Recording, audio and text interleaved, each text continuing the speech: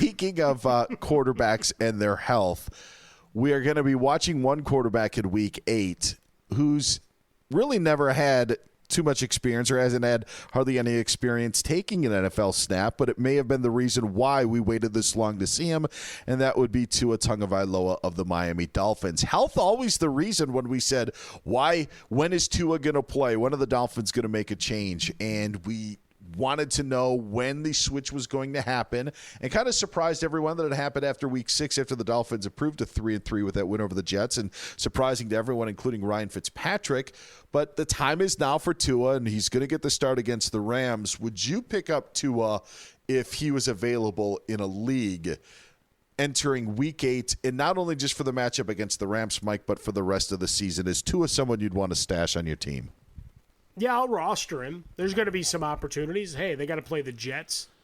The Bills have shown some cracks of late, and we know the Patriots aren't what the Patriots once were. Not like you're going to run roughshod and suddenly put up 38 on them, but you're going to be able to have your success. I think with Tua, when you look at Williams and you look at Devontae Parker, assuming he comes back in full health coming out of the bye, you've got guys out of the backfield that can catch the ball. Gaskin's been serviceable, and you still have Howard and Breida there. And Gesicki hasn't quite been the beast he was to start the season, but who's always the young quarterback's best friend?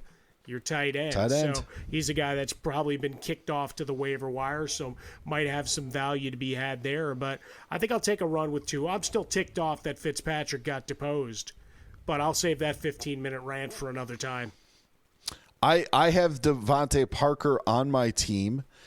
I was hoping for his purposes that Fitzpatrick would get more run because I thought he was more valuable. However, I am now intrigued seeing the great success of Justin Herbert and Joe Burrow as rookie quarterbacks.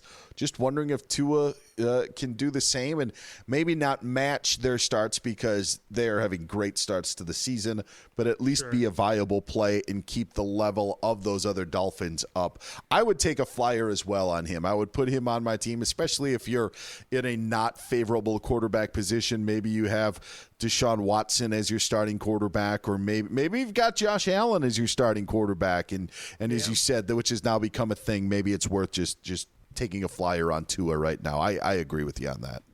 Yeah, I think part of it, Dan, is just the philosophical, right? Of originally it was a Week 11 bye, and maybe that was the plan that gets expedited because of the Week 7 switch.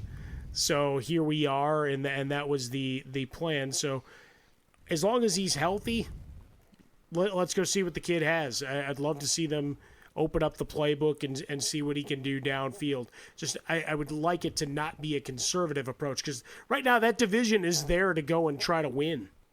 So that's where the intrigue to all of this happens from the straight football perspective.